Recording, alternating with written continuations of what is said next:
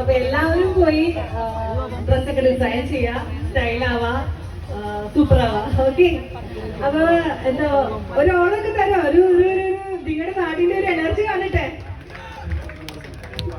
പോരാ, കയ്യടി പോരാ. എല്ലാവരുടെ കയ്യിൽ ക്യാമറയാ. അപ്പൊ എനിക്ക് ഒരുപാട് സന്തോഷമുണ്ട്. അപ്പൊ താങ്ക് യു സോ മച്ച്.